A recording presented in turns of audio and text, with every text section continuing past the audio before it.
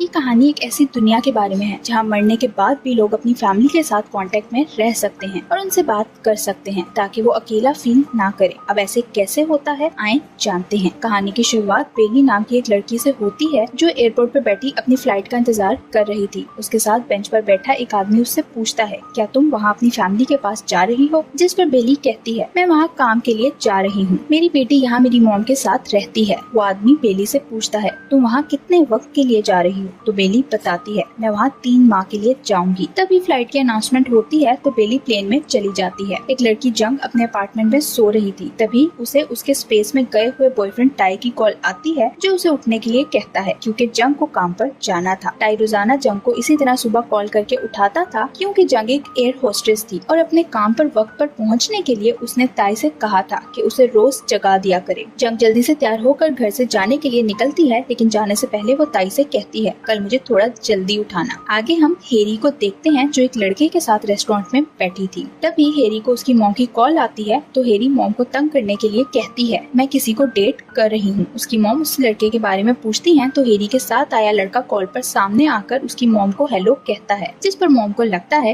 यही उसका बॉयफ्रेंड है। हेरी कॉल बंद कर देती है और फिर वो दोनों रेस्टोरेंट से बाहर जाने लगते हैं। तो वो लड़का हेरी से पूछता है, क्या मैं तुम्हारा फेक बॉयफ्रेंड बनकर तुम्हारी मदद कर सकता हूँ? तो हेरी मान जाती है। रात को डिनर करते हुए वो दोनों हेरी के मॉम डैड से वीडियो कॉल पे बात करते हैं तो वो लड़का अपना नाम हायुन बताता है। हेरी के डैड हायुन से उसकी फैमिली के बारे में पूछते हैं। हेरी के मॉम डैड खुश थे कि उसे अपने लिए आखिरकार कोई लड़का पसंद आ गया, लेकिन वो नहीं जानते थे कि सच क्या है। बेली अपनी बेटी से वीडियो कॉल पर बात कर रही थी जब अचानक उसका एक साथी उसे और बाकी सबको आवाज देकर बुलाता है क्योंकि उसे कुछ मिला था। बेली जल्दी में कॉल बंद करके वहाँ से जाने लगती है, लेकिन तभी उसे एक फ्लैशबैक आता है। एक बार वो ऑफिस में काम कर रही थी और उसे उसकी बेटी की कॉल आई थी तो बेली कॉल अटेंड करके उसकी बात सुनने के बजाय उसे कहती है, अभी मैं बिजी हूँ, बाद में बात करूंगी। प्रेजेंट में ये याद आते ही बेली को एहसास होता है वो अपने काम की वजह से अपनी बेटी को हमेशा इग्नोर कर देती है। इसलिए वो वापस जाकर अपनी बेटी को कॉल करके उससे सॉरी कहती है। जंग हॉस्पिटल जाती है जहाँ टाई एडमिट था जिसे ब्रेन हैमरेज हुआ था। जंग डॉक्टर से बात करती है तो वो बताता है टाई को ब्रेन हैमरेज की वजह से अपनी डेली लाइफ में अब कुछ प्रॉब्लम्स फेस करना पड़ेंगी, इसलिए तुम्हें उसकी मदद करना हो। कुछ देर बाद जंग टाई को लेकर अपने घर चली जाती है। अगली सुबह टाई जंग के लिए नाश्ता बनाता है। इसी बीच वो गर्म पानी की केटली उठाकर अपने हाथ पर डालने लगता है, जो देखकर जंग तुरंत उसका हाथ पकड़कर पानी नीचे गिरा देती है। जंग को डॉक्टर की बात अब समझ आ गई थी कि टाई डेली लाइफ में अकेले सरवाइव नहीं कर सकता। दूसरी तरफ बेली अपनी बेटी से बात करने के लिए कॉल करती है, लेकिन वो सो चुकी थी। बेली की मॉम कॉल बंद करने लगती है तो बेली उन्हें रोक देती है। वो अपनी मॉम से अपनी बेटी का ख्याल रखने के लिए थैंक्स कहती है, लेकिन उसकी मॉम उसे कोई जवाब नहीं देती। बेली अपनी मॉम को एक चीज दिखाती है और कहती है, क्या मैं आपके लिए और आपकी फ्रेंड्स के लिए ये गिफ्ट के तौर पर ला सकती हूँ? तो उसकी मॉम कहती है, मुझे कुछ नहीं चाहिए। फिर वो बेली की बात सुने बिना ही कॉल काट देती है, जैसे वो उससे नाराज हो। अगले दिन बेली एक बाजार में घूम रही थी जब उसे वही आदमी पीछे से आवाज देता है जो बेली को एयरपोर्ट पर मिला था। बेली उससे बात करते हुए कहती है, मुझे ऐसा लग रहा है मेरी मॉम मुझसे कुछ छुपा रही है। तभी उस आदमी को हेरी आवाज देती है। ये आवाज उसे बगैर किसी फोन के आ रही थी और हेरी भी वहाँ मौजूद नहीं थी। हेरी उसे संग कहकर बुलाती है तो संग बाथरूम का बहाना करके वहाँ से उठकर एक रूम में जाता है और एक स्क्रीन के सामने खड़े होकर हेरी से बात करता है। हेरी उसे बताती है बेली की मॉम इस महीने के एंड पर सर्विस खत्म करवा रही हैं। ये सुनकर संग उस रूम से बाहर निकलकर वापस उसी जगह जाता है जहाँ वो बेली के साथ था। अगले दिन जंग को एक आदमी की कॉल आती है जो उसे बताता है, टाई मेरे पास आया हुआ था और मुझसे जॉब मांग रहा था। वो जंग से कहता है टाई ठीक नहीं है तो जंग उसे कहती है वो बिल्कुल ठीक है। कॉल बंद करके जंग स्पेस वाले टाई को कॉल करके बुखार की टैबलेट्स का पूछती है और मेडिसिन खा के सो जाती है। जंग रात को सोकर उठती है तो उसे उसके घर में कुछ अनजान लोग पार्टी करते नजर आते हैं जिनके साथ टाई भी था। जंग को देखकर टाई उसे बताता है, मैं आज किसी के पास गया था, अब मुझे फिर से जॉब मिल जाएगी। जंग उसकी बात इग्नोर करके उससे पूछती है, ये सब लोग कौन हैं? तो टाई कहता है, तुम कल कह रही थी हमें घर में दोस्तों को बुलाकर पार्टी करनी चाहिए, इसलिए मैंने इन सब लोगों को बुला लिया। वो जंग से कहता है, आओ हमारे साथ एंजॉय करो। जिस पर जंग दुखी होकर उसे कहती है, तुम ऐसे नहीं थे। बेली अपनी बेटी से वीडियो कॉल पर बात करती है तो उसे कहती है, मैं तुम्हें भी अपने साथ ले जाऊंगी। इसी बीच बेली की मॉम उसकी बेटी को खाना खाने के लिए कहती है, लेकिन वो मना कर देती है। बेली की मॉम उसके हाथ से मोबाइल लेकर बेली से कहती है, इससे फिर बात करना। कॉल काट कर वो बेली की बेटी को फिर से खाना खाने का कहती हैं। तो बेली की बेटी कहती है, मुझे अपनी मॉम के पास जाना है। बेली की मॉम गुस्से में उससे कहती हैं, अगर तुम जिद करोगी तो मैं दोबारा कभी तुम्हारी मॉम से बात नहीं करवाऊंगी।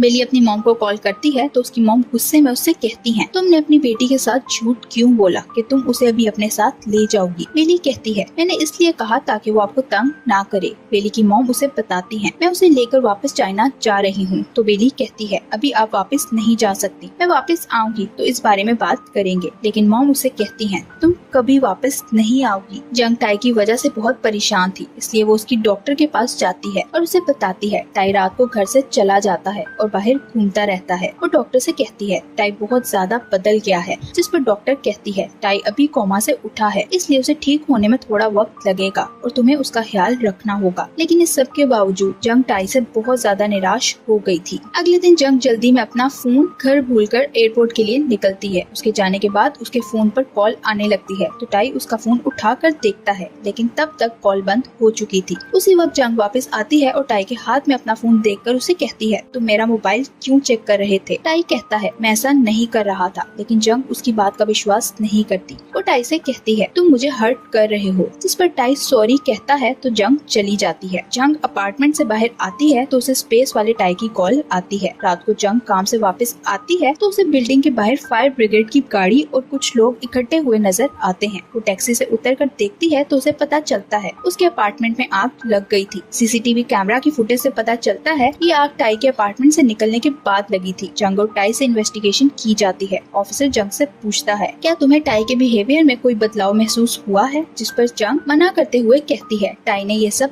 नहीं किया। फिर वो दोनों पुलिस स्टेशन से बाहर आते हैं और रोड पर घूमने लगते हैं क्योंकि जंग का अपार्टमेंट तो तबाह हो गया था। जंग उसे पूछती है, क्या तुम खाना बना रहे थे। तो टाई कहता है, मैंने आग नहीं लगाई। टाई जंग से कहता है, क्या हम कहीं घूमने चलें। तो जंग कहती है, मेरी कल बार्सिलोना की फ्लाइट है। बार्सिलोना जंग की फेवरेट जगह थी, इसलिए टाई उसे कहता है, फिर तो तुम बहुत खुश होगी। उसकी बात सुनकर जंग चिल्लाते हुए कहती है, मेरी जिंदगी में कोई खुशी नहीं रही। हेरी वंडरलैंड ट्रैवल एजेंसी की एजेंट थी। वो एक लड़के को कॉल करके उसकी ग्रैंडमा के मरने के बारे में बताते हुए कहती है, हम तुम्हारे वापस आने तक तुम्हारी और तुम्हारी ग्रैंडमा की सर्विस कैंसिल नहीं करेंगे। बेली की मॉम उसकी बेटी जिया को लेकर एयरपोर्ट पर जाती है क्योंकि वो उसे लेकर चाइना जा रही थी। मॉम एयरपोर्ट पर एक एयर होस्टेस को रोककर रास्ता पूछती हैं और अगले ही पल वो देखती हैं जिया उनके साथ नहीं थी। वो जिया को इधर उधर देखती हैं लेकिन उन्हें वो कहीं नजर नहीं आती। वो घबराकर एयरपोर्ट पर अनाउंसमेंट भी करवाती हैं लेकिन उन्हें जिया कहीं नहीं मिलती। तभी उन्हें बेली की कॉल आती है जो उनसे जिया के बारे में पूछती है। वो उसे बताती हैं जिया अचानक से गायब हो गई है। बेली उनसे पूछती है, क्या आपने पुलिस को बताया। तो वो उसे कोई जवाब नहीं देती। जिस पर बेली चिल्लाने लगती है। उसके चिल्लाने पर उन्हें गुस्सा आता है तो वो भी चिल्लाकर बेली से कहती हैं, मैं अब तुम्हारी मॉम नहीं हूँ। और तभी उनका मोबाइल बंद हो जाता है। उधर जंग एयरपोर्ट पर जाती है तो टाई भी उसके पीछे चला जाता है। वो जंग से कहता है, मैं तुम्हारे साथ फ्लाइट पर जाना चाहता हूँ। लेकिन जंग उसे मना कर देती है। जंग उसे कहती है, तुम अभी ठीक नहीं हो इसलिए तुम मेरे साथ नहीं जा सकते। जिस पर टाई कहता है, मैं बिल्कुल ठीक हूँ। जंग उसे कहती है, मैं वापस आकर तुमसे बात करूंगी। तो टाई को लगता है वो उसे अवॉइड कर रही है। इससे पहले कि जंग उसे कोई जवाब देती उसके मोबाइल पर किसी की कॉल आने लगती है। जंग कॉल नहीं उठाती और वहाँ से जाने लगती है। तो टाई उससे पूछता है, किसकी कॉल है। जिस पर जंग अपना मोबाइल उसे दे देती है। कॉल के नंबर पर टाई का नाम लिखा हुआ था। टाई कॉल अटेंड करता है तो उसे स्पेस वाला टाई नजर आता है जो टाई को सामने देखकर पूछता है, तुम कौन हो। टाई स्पेस वाले टाई को देखकर शॉक्ड हो जाता है। जंग कॉल काट कर उसे कहती है, मेरे साथ फ्लाइट पर चलो, मैं तुम्हें सब कुछ बता दूंगी। प्लेन में कुछ देर बैठने के बाद प्लेन के उड़ने से पहले टाई प्लेन से बाहर आ जाता है। वो जंग के साथ नहीं जाना चाहता था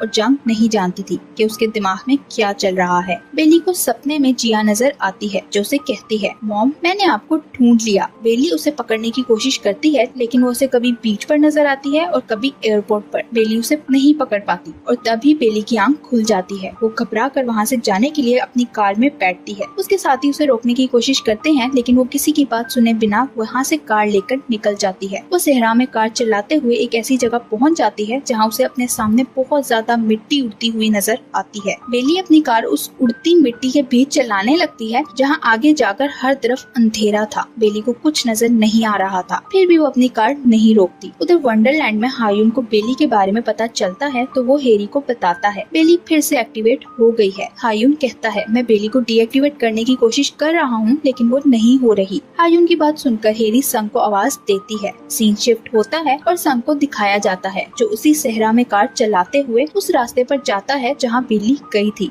वो बेली की कार के सामने अपनी कार रोककर जल्दी से कार से उतरता है और बेली को उसकी कार से निकालता है। उसे कार से निकालते ही बेली की कार उड़कर दूर चली जाती है। साथ ही बहुत ज्यादा मिट्टी उड़ने के कारण वो दोनों गिर जाते हैं। हेरी और हायुन अपने सामने स्क्रीन पर बेली को देख रहे थे। हायुन हेरी से कहता है, हमें बेली का डाटा डिलीट करना होगा वरना हमारा सारा सिस्टम बंद हो जाएगा। वो कहता है, हम बेली को दोबारा से बना लेंगे, जिस पर हेरी कहती है, वो वैसी नहीं बनेगी जैसे वो पहली थी। तभी उनका सिस्टम बंद हो जाता है। ये देखकर हेरी कहती है, बेली कुछ करना चाहती है। वो हायुन को बेली का नेटवर्क ओपन करने का कहती है तो हायुन पूछता है, तुम क्या करना चाहती हो? जिस पर हेरी कहती है, मैं उसकी मदद करना चाहती हूँ। अगले सीन में बेली को एयरपोर्ट पर दिखाया जाता है जो जिया को ढूंढ रही थी। एयरपोर्ट पर टाई भी बैठा हुआ था और बेली उसे कॉल करके कहती है, इस वक्त सिर्फ तुम ही मेरी मदद कर सकते हो। वो उसे कहती है, अगर तुम्हें कहीं मेरी बेटी नजर आए तो उसे वहीं रोक लेना। कुछ देर बाद टाई को जिया भागती हुई नजर आती है जो एक गाड़ी के नीचे आने वाली थी। टाई भागकर उसे पकड़ लेता है। वो जिया से कहता है, तुम्हारी मॉम ने यहीं वेट करने का कहा है। तभी वहाँ बेली की मॉम आती है जिन्हें देखकर जिया छुप जाती है, लेकिन वो जानती थी जिया यही है। जिया को देखकर वो टाई को थैंक्स कहती हैं। फिर वो जिया को लेकर वापस वहाँ से जाने लगती हैं। तो जिया कहती है, मॉम ने मुझे यहाँ वेट करने का कहा था। जिया उनसे कहती है, मॉम को कॉल करें, जिस पर वो कहती हैं, तुम्हारी मॉम हमारी कॉल नहीं सुन सकती। लेकिन जिया की जिद के आगे उन्हें हार मानना पड़ता है। वो मोबाइल निकाल कर जिया को दे देती हैं। जिया अपनी मॉम को कॉल करती है तो बेली कॉल उठा लेती है। जिया उससे पूछती है,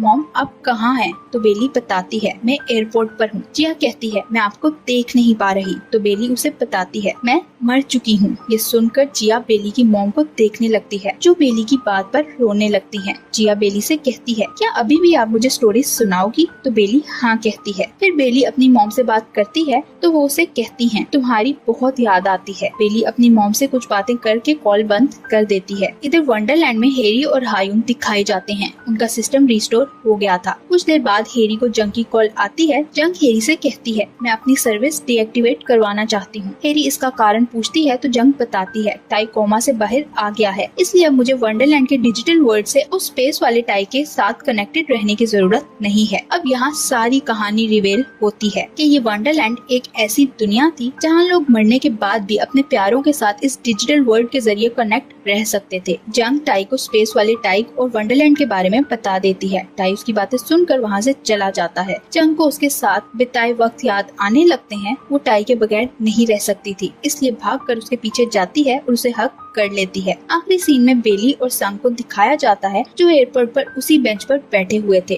जहां वो पहले सीन में थे। जंग बेली से पूछता है, क्या तुम वापस जा रही हो? तो बेली कहती है, मैं अपनी फैमिली से मिलने के लिए आई थी, इसलिए वापस चली जाऊंगी। वो संग से कहती है, अब तुम्हारे साथ तो कांटेक्ट रहेगा क्योंकि तुम तो इस सब के बारे में जानते हो। और यही इस कहानी का एंड हो जाता है। Thank you for watching.